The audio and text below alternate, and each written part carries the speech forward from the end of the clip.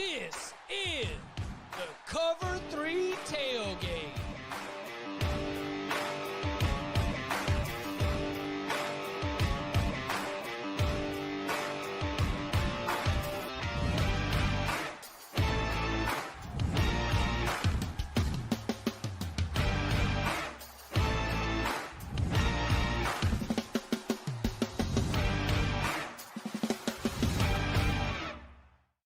And welcome back to the Cover 3 podcast here on CBS Sports. That's Tom Fornelli. That's Bud Elliott. I'm Chip Patterson coming to you live at youtube.com/cover3 and everywhere you get your podcasts on demand.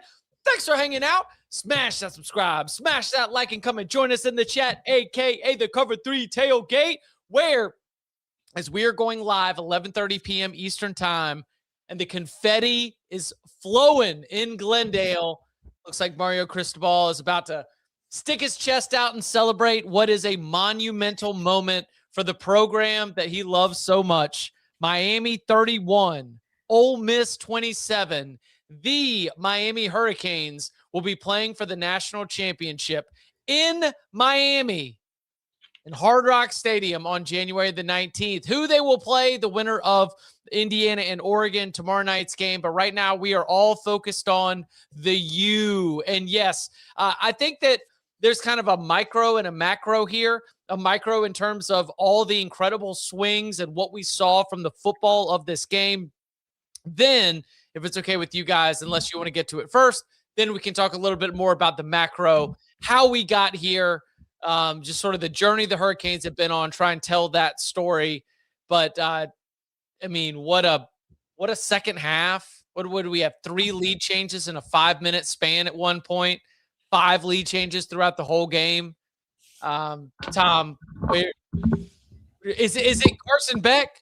Does he get to be the face of this? I mean, what's the Miami angle to this, other than maybe we didn't drop the egg from the spoon, despite how wobbly it was as we tried to finish this race. I mean, Carson Beck deserves a lot of credit for this, especially with that drive at the end of the game. And also, just if you look at it, his numbers on third down in this game, he was Miami on third down. 7 of 9 Carson was 7 of 9 for 85 yards, 7 first downs, obviously balls completions. He only took the 1 sack on a third down. Even then, he didn't lose a ton of yards, made sure they stayed in field goal range. I mean, he did, early in the game, he was playing like crap. He was missing stuff. He was just it was really bad early. He settled down. I think that, they were also having him take shots down the field earlier in the game, which I don't think we've seen for 2 months now is really what he's been good at. I mean, ever since that injury last year, his arm's just kind of gone. But overall, very good game. I also think that, honestly, listen, Ole Miss in the fourth quarter especially and in the second half, they deserved to be in this game at the end. They rallied. They played very well. They gave themselves multiple chances to win the game. But Miami gave them a bunch of chances to win this game, too. How many interceptions did Miami drop in this game? 4? I've got 4 on my note. Yeah. Miami gives us they gave up a drive-killing sack when they're not ready for the snap. You want to connect some history? How about it was in the Fiesta Bowl where Vinny Testaverde had 5 interceptions and Miami dropped 4 of them? Not to mention, we all talk about the Ohio State Fiesta Bowl stuff, but we're exercising some demons right here, being able to escape this game with the win. Mm-hmm. So, I mean, this could have been a blowout, and it probably should have been a blowout. You let Ole Miss hang around. Ole Miss is too good of a football team to let hang around, and they nearly killed you for it. But you were able to pull it out at the end. Malachi Toney is a legit superstar. Just even the catch that didn't count. Which, frankly, you know what? Rule change. His toe got down before his heel. That should have counted. Just my opinion. But just absolute star. That kid's in football for another 2 years. We get to watch him. It's going to be exciting, man. I thought for a lot of this game, Beck was kind of like somewhere between just kind of I need more from you than that and downright bad. But there was the one drive in the second half where I thought he was really sharp. The second half, the screen stuff was working really well. The way that they blocked that Toney touched him, Toney made a nice play. That play is mostly made by that line getting out there and just wiping out Ole Miss. And he's got, just daylight to run there after he makes the one move on the guy. But like I thought Beck, you could tell he's an old dude, right? Like Miami finally calls the bluff screen. They're trying to get Tony deep. Ole Miss actually like guesses that it's coming. They don't bite on the screen, despite the fact that Miami's been killing them on the screen the whole second half. And he like just calmly works to the backside dig for a first down on a really crucial play on that game-winning drive. That I was like, that's why you pay all that money in the portal to go get him, right? Just a dude that's been there before and done. I know the arm looks pretty sketchy at times, but like that to me was real maturity. So that's the screen to the right. He ends up hitting Marion on the dig, kind of over they screen to the right. They're trying to slip Tony up the seam. Ole Miss actually covers it. Right. And panicking, he actually works to the backside dig, which is like kind of just the third on that play for sure. And on the game-winning touchdown, for those who I'm sure, like if you're watching this live, you just watched it with us, like in the exact moments as we're going live. If you're listening to this, then you've probably seen the highlight, the recognition on the Carson Beck game-winning touchdown of like, oh, that's it. There's not anyone between me and the end zone. There's 18 seconds left in this game. Let's go do this. He had the third down run against Ohio State that we talked about a lot. He had like one or two other times where he took off running. Like the one designed quarterback run that I remember wasn't that successful, but still just, I mean, you play 19 years of college football. You have a little bit of confidence of what to do in that moment. So it was, props to Carson Beck. He's wearing number 11. As soon as we found out he picked number 11, we were wondering if he would be, really channeling those Ken Dorsey vibes. But he's got he doesn't quite have the same super team, but he's doing a good job of driving the bus. That's got to be some regret there on that touchdown, though, if you're Pete Golding, right? Like for not having another defender. You had been spying Beck earlier in the game. Like there was the one time in the 3rd and 13 where the spy did a terrible job, got caught up in the wash, and allowed nearly let Carson pick up the first down. But like you called man on that play, and like the entire left side of that field vacated. I don't know, maybe they had a spy, he got caught up in the wash again, or maybe just somebody screwed up. But like there's no you have to keep an eye on him in that spot, especially if you're calling man. I thought Golden should have called timeout earlier in that drive. There's one where they let like almost 20 seconds run off the clock. And I was like, oh, this is, if you're going to try to do the thing where like you're actually trying to get the ball back with time to go score, you need to be calling them now. I thought he waited too long to call the timeouts. Like if you're trying to play it optimally. I mean, look, Miami scored the touchdown. So like they went and got it and deserved it. I think Tom's totally right. They were the better team in this game, like by a good bit, I thought. I mean, Ole Miss had the drive extended by the targeting penalty, which, again, like, he was just trying to make a tackle. We're really ejecting people for this. Now Lucas is going to have to miss the first half of the national championship game. But that was Tony Petitti sending his regards. This was a Big Ten crew in this game, and Xavier really pissed the Big Ten off. So, hey, is Snodgrass on the Illinois hate list? Because I know him. No. Okay, when I saw him introduced at the coin toss, I was like, because I was going to text you, Tom. We're in year 2 of the Big Ten really being front and center. I know Snodgrass. I've seen him out here. That crew gets a little flag happy, but they're not terrible. They're not the worst. Well, see, I liked that they were not calling holding at all, but very, very eager to call pass interference and targeting. It's like that's an over crew, guys. Yeah, that's an over crew. Yeah, congratulations on your bar fight win, right? Was it? Yeah, it was Danny and Tom on the under. Yeah, you come in right there as we do end up hitting 58 on that total. You mentioned earlier so Ole Miss only converted 2 of its 10 third downs. One of them was a targeting. The other was just a 3rd and 1 conversion with Kejuan Lacey getting a 2-yard run. Miami's defense did not dominate the way that I thought it would dominate. And yet I think the overall body of work you have to be pretty satisfied with. But did you see that the same way? What was Miami's defense doing that helped them be able to win on those key downs? Because it wasn't Ruben Bain and Akeem Messidor rolling up the sacks and tackles for loss the same way that we saw in the first 2 games. They had 12 sacks in their first 2 college football playoff wins. They sit here with just 1 sack in a win against Trinidad Chambliss. Is that the game? Is that the way that Ole Miss called it? What did Miami do well to be able to still be able to come out with what they needed. I thought they made Ole Miss play more within structure. So Lacey hits the one big run. They hit a couple of those ISO plays, but for the most part, I bet you Ole Miss's rushing success rate tonight is god awful. So they really made them one dimensional. And then like if you take out the 73, then on a down-to-down basis, the rush threat was just not there for Ole Miss. Now, part of that's probably like Lacey missing that huge chunk of the game, but I thought they also made Chambliss play within structure more. He's not a tall guy trying to make some throws where you have people in his throwing lanes getting the hands up. They didn't bat very many balls, but he did sail a couple tonight. I mean, he's a tiny kid. Not like 5'8", but I mean, he's not a big guy. And if you look at he killed Georgia on a lot of the crazy scramble play stuff. How many scramble opportunities did he even have tonight? Not many. Yeah, I thought they made him play within. I thought they made him play within structure really well. And Miami's secondary is way better than the Georgia secondary that Chambliss faced. I don't think they're way better than Georgia's normal secondary, but given even Lucas gets ejected. I mean, I was kind of having some, I mean, not that I was emotionally. Frederic got hurt a little bit.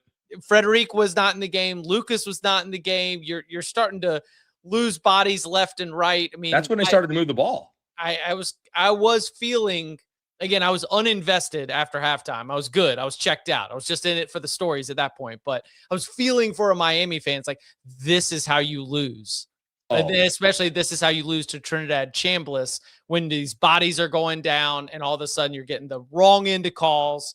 So, I mean, credit to the youngsters who got in there. I know that they got a little bit of shine, but man, that was a tough ask for that secondary as it was tasked with trying to make sure they were holding up against Ole Miss.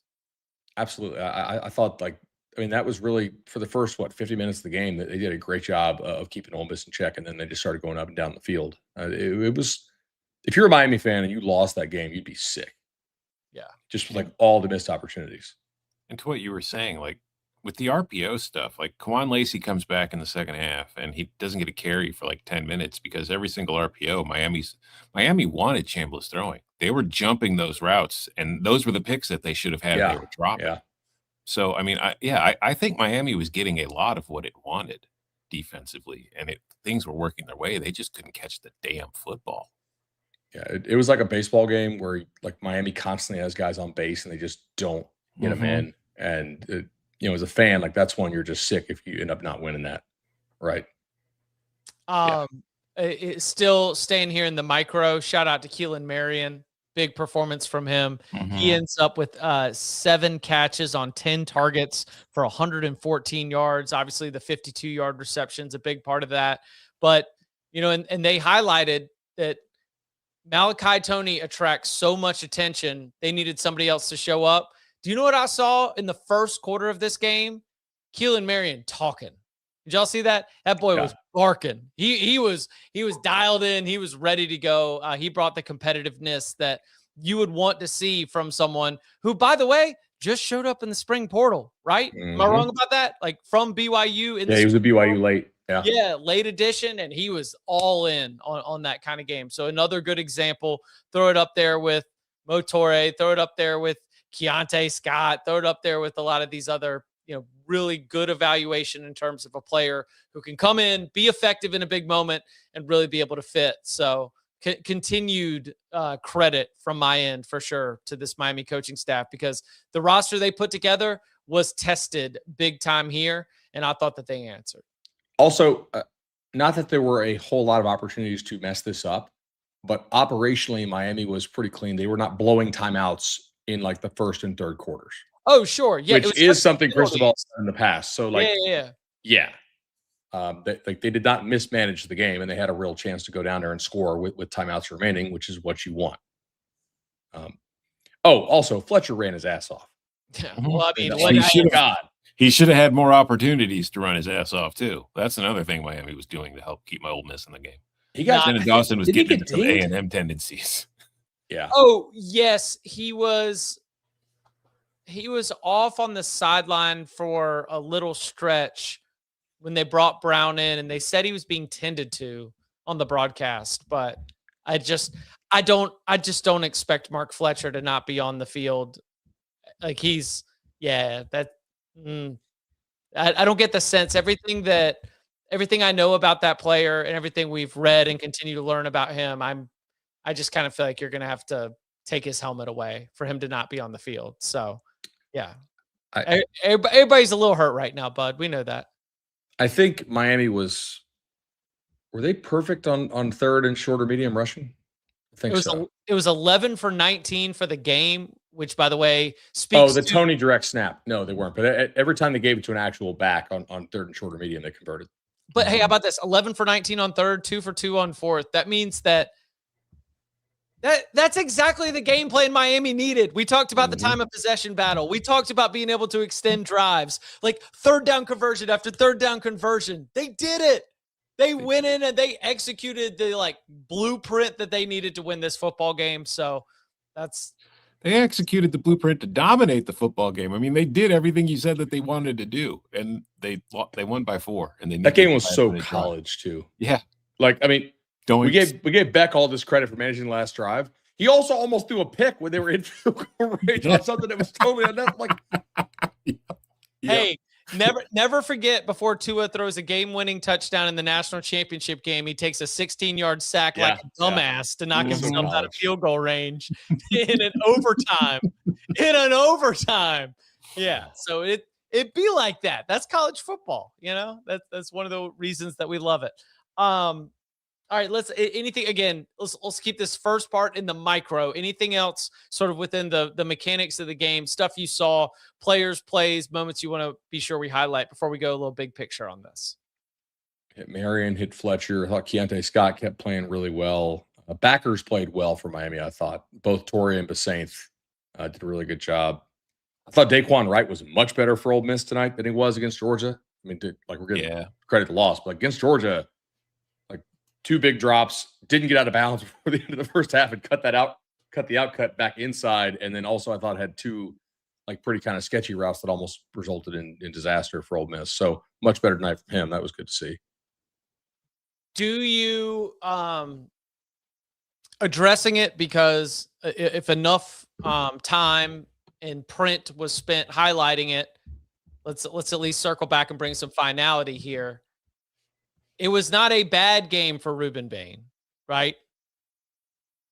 No, but he didn't have much of an impact. Yeah. I mean, part of it, again, they wanted to keep him in the pocket, and then another part of it was just Ole Miss was getting the ball out so damn quick. That was part of their game plan too. They did not want to give that defensive line a chance to get to him. There was a third down in the red zone on the drive that Ole Miss had to settle for the short field goal. I think he's on a twist, doesn't get home, and actually chases kind of mirrors Chambliss out of the pocket, and so Chambliss does not have the option to take off. Yeah, I thought that was a super high effort play. Yeah, and he kept him in the pocket a lot, as we discussed, and this was going both ways. A lot of holding out there tonight. Yes, yeah. A lot of holding. I do not want to make this sound like I am assigning it one way or the other. I just saw an absence of flags in one part of the field for both teams and a prevalence of flags in other parts of the field. It was just, it'd be like that. Lots of hugging. We needed some points in this playoffs, guys. It's been a low scoring playoff. CFP and on Bud is saying we needed points. Let's hold on to. Well, remember the Oregon Penn State game? That was the theory that if they actually called holding, no one would ever score. Remember? And so it was okay, we're just gonna let this one go. All right, Miami advances to the national championship game. A massive moment, unquestionably, for that program, for Mario Cristobal. First time since the 2002 season. Of course, that one ended with the loss to Ohio State. Trying to win a national championship for the first time since the 2001 season. And they're going to do it in Hard Rock Stadium. So coming up on the other side, a look a little bit more at what's next for Miami and obviously what's next for Ole Miss, what the matchups could look like, and more. The new era of UFC on Paramount Plus comes out swinging. Show-stopping highlight machine Justin Gaethje collides with Liverpool phenom Paddy Pimblett in a must-see main event for the interim lightweight belt. This is how I get down. And Hall of Famer Amanda Nunes returns. She's the best ever. To take on bantamweight champion Kayla Harrison in the biggest women's title fight of all time. UFC 324, Saturday, January 24th, only on Paramount Plus. Back here on the Cover 3 podcast. Tom, if you don't mind, I'm gonna just throw this one at Bud real quick. Do you think that our friend and Cover 3 podcast, just a great supporter of the Cover 3 podcast, Jim Phillips, PhD, MD, the ACC commissioner, of the ACC has gotten a lot of attention for the fact that they don't make teams split up their money, right? So that means if you advance in the playoffs, all your units are not divided equally. You get to keep all your units. Any regret there? Miami's just going to keep all this money. Okay, all right. Like they should. I was thinking that this is actually the payback for Miami not suing. Like if Clemson or Florida State had gotten to advance in the college football playoff, it's like, hold on. We got these legal bills that we're still paying. You got to pay this back. Miami already did one for the team by not joining the lawsuit. So yeah, they get to keep all the money here. No, this is the SEC is out. The ACC will play the winner of Oregon and Indiana, the last two Big Ten champions. So it will be Big Ten v ACC in the national championship game. Is there anything to be made of that? Are we going to take any big picture sort of conference wide views of what that could mean? Well, the SEC has not had a team play for the national title in the portal plus NIL era. Is Georgia? No, hold on. Georgia right. TCU, right? But yeah, I don't think 22 it was rocking like that, where actual NIL plus portal was real going. There was a little bit, but 23 is when that really took off. 23 was Florida State goes and buys Coleman from Michigan State, and it just went nuts everywhere. I mean, what's the SEC's record outside of games against the SEC in the playoff the last 2 years? In the 12-team field, well, Ole Miss beat Tulane. That's the same. Ole Miss beat Georgia. Alabama beat Oklahoma. Their other wins are Clemson, Arizona State, Tulane, and did Georgia beat somebody last year to get there? No, they lost. Oh, they were one and done. Right, because they had the bye, right? Yeah, and Texas has 2 of the wins. So, are those the only 3 wins that they have in the 12-team era? Clemson, Arizona State, and Tulane. Am I missing someone? No, I mean that the 2-10 postseason record this year is one that stands out. It's pretty stark. Mm-hmm. It's not. They're going to think we're dogging on them, but it's a simple fact of the matter that these last few years, they have not been as good at the top as they used to be. And this is, once again, it's like the fact that Ole Miss was the last one standing is not even how it's supposed to be. Yeah. Right. Yeah. It's just, it's a weird thing. The SEC, they've got to figure some stuff out. They just have not really paired their best quarterbacks with their best teams in the past couple of years. You've not had that alignment, right? Stockton's fine, but he's not special. LSU wasted Daniels with a team that couldn't play any defense at all. I mean, Ole Miss does not have a top 3 or 4 roster in the SEC, I don't think. Last year they might have. I don't remember who tweeted this, so apologies. I see a lot of tweets. I can't remember everything anyone says, but it was an interesting point. Is there anything to the idea that the SEC was so good at just acquiring talent that they didn't put as much thought and emphasis into their coaching staffs? And now you see the Big Ten is really invested in its coaching staffs and its coaching, and maybe that's where they're kind of being surpassed. But did now you? that the talent is Let me follow up, because if I remember, part of this conversation is also about the old boy network and the idea that, how about this? Let's step outside the SEC. I'll speak to something that is in the ACC. So make sure that we're throwing a lot of mud all across the country, as Cover 3, is known to do. What is one of the biggest criticisms of the Clemson coaching staff? You've only hired your own guys, and you've got brain drain. And if the SEC is only working in an incestual, in-house, everybody is all coached for everybody, then inherently you might be giving up something to other coaching staffs that are willing to bring in new ideas and invest to not necessarily just throw out favors. I mean, yeah, there could be something to be said there. It's difficult because it's still so new, right? In terms of the way that rosters are constructed, how much coaching matters. Are you a value as a coach, or are you a value as a recruiter, right? And that big sort of fork in the road. What are we paying you for? Are we paying you for what you do on during the week? Are we paying you for what you do to bring in the recruiting class? Like those have always been something that every single school has to decide. But Tom, I think I saw a similar conversation to what you pointed at.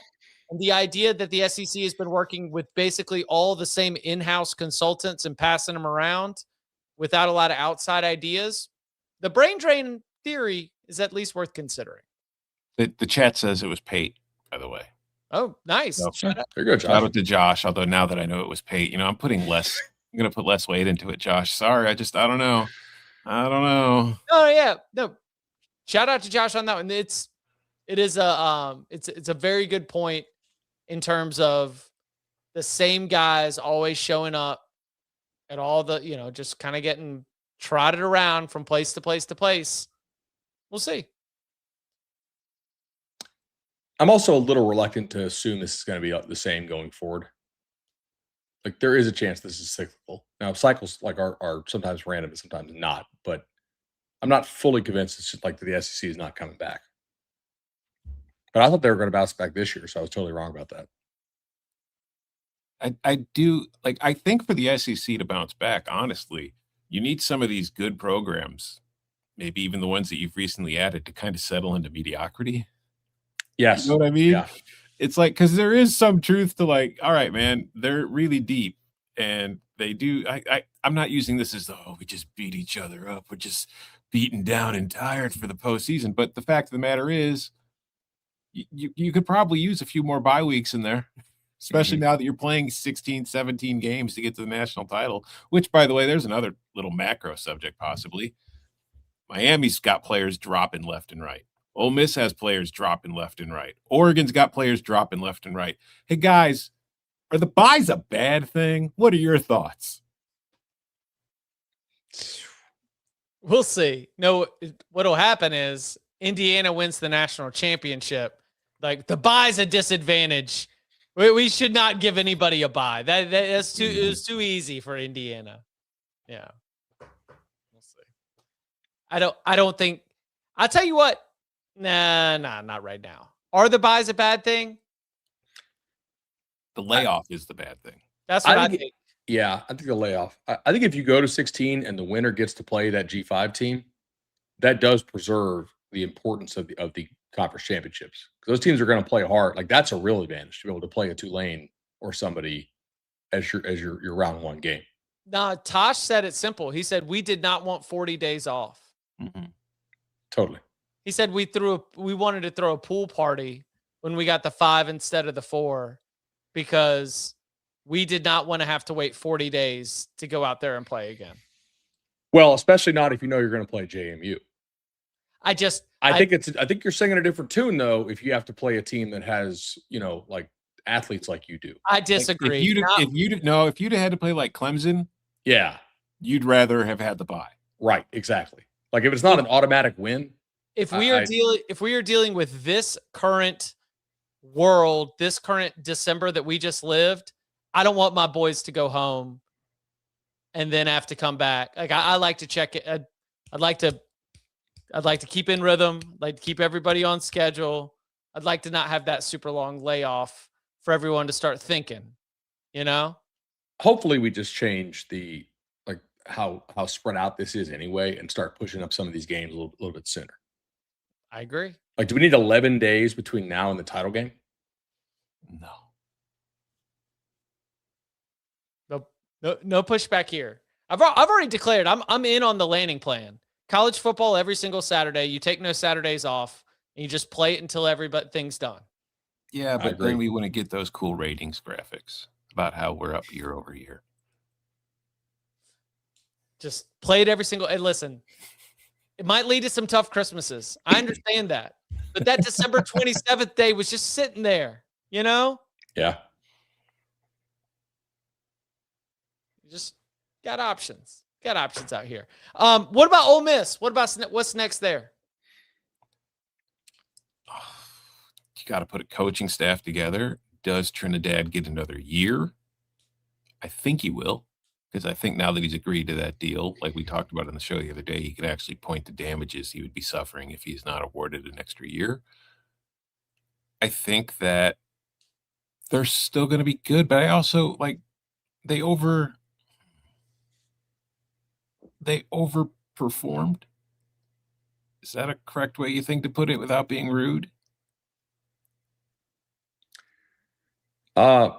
No, I don't think that's rude, right? Like they were a really good team, you know. Mhm. Like I thought they were a better roster last year, but they were a better team this year. They played well, and they were somewhat fortunate in some circumstances, but like they made the Final Four, right? Like they are doing a good job of keeping some of these transfers away from Lane Kiffin, for sure.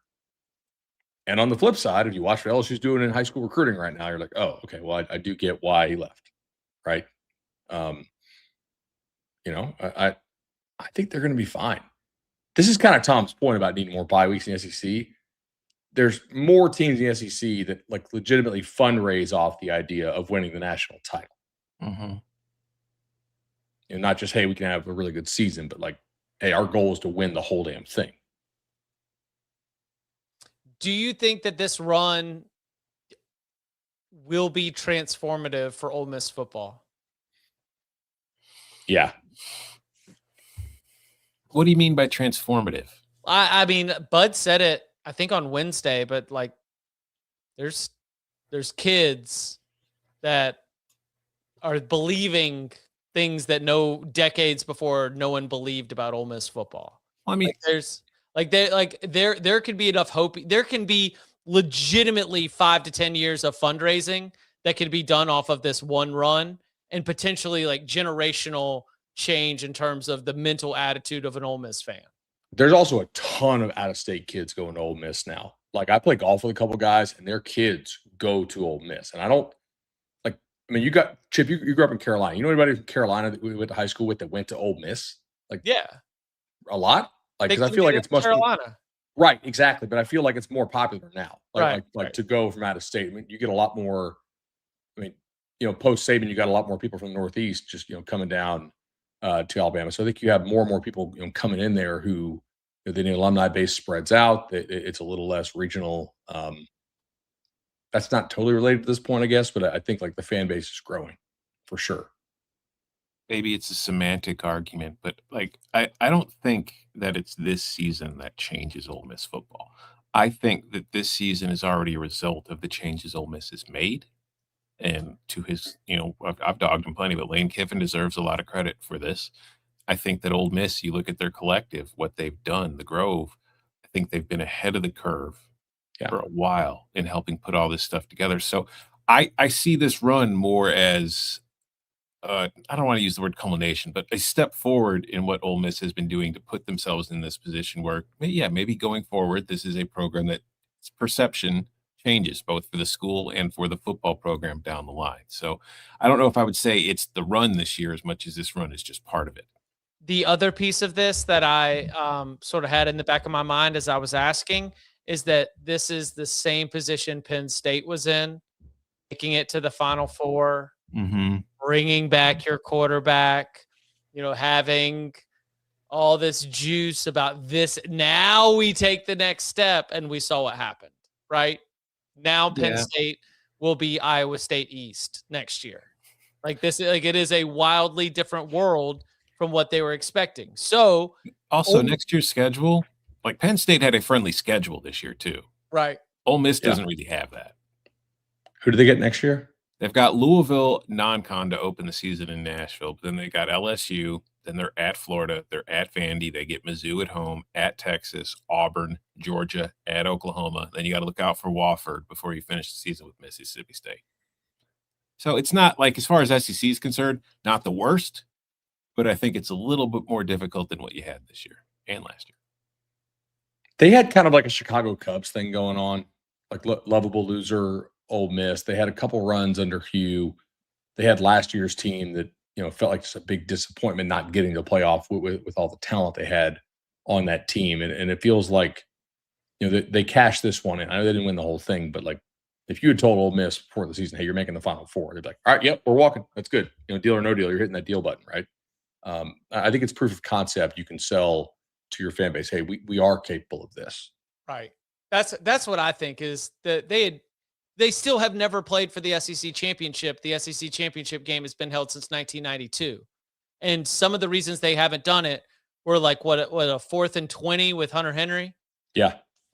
Did I reference this with y'all the other day? I still need to go back and rewatch it, but it's like the margins that they have had where even the best teams have had the stupidest ways of not getting there. And you mentioned not making the playoff last year. Why did that happen? A loss to Florida that probably shouldn't have happened.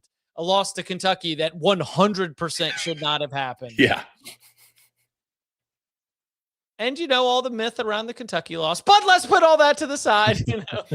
Like I think that for Ole Miss, to your point, Bud, it's the proof that you felt like had continued to be snatched out. Like you finally got to kick the football. Was the field goal good? No, but Lucy didn't pull it away from you. So they had a chance. They didn't get it done. They got beat by a really, really good team. And you know what else? This is the other funny thing I've had. Like one of my final landing spots about Miami. Miami was a top 10 team to start the year. They were probably a top 10 team all damn year long.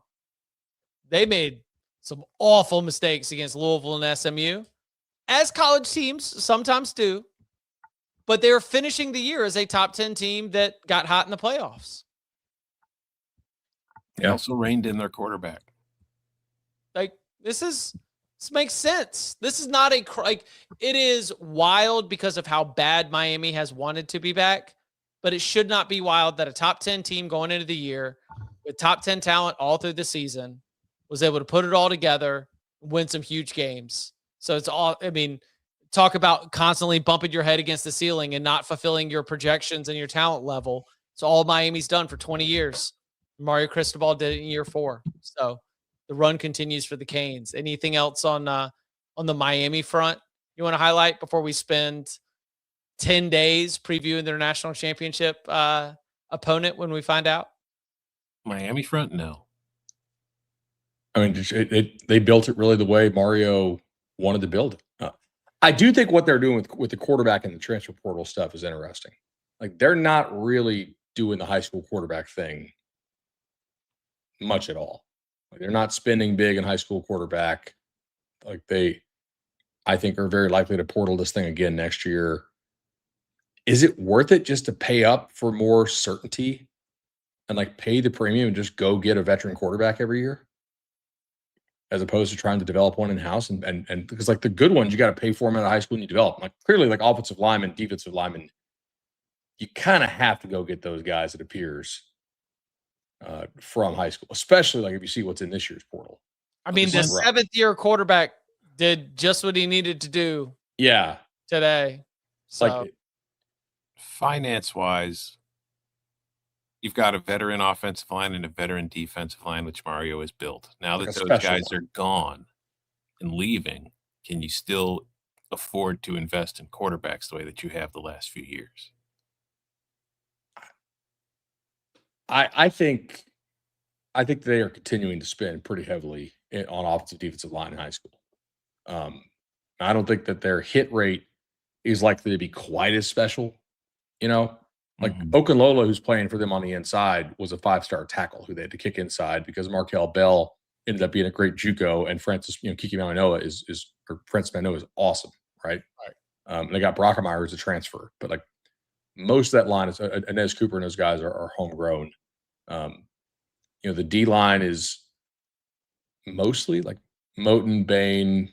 Mesidor was a transfer way back from West Virginia, right? Mm-hmm. Yeah, he transferred in for year one of Mario. So he was 21 or 22. He did 2 years at West Virginia, and Yeah. he's on his 4th year with Miami. Here's a Miami thing I was thinking about.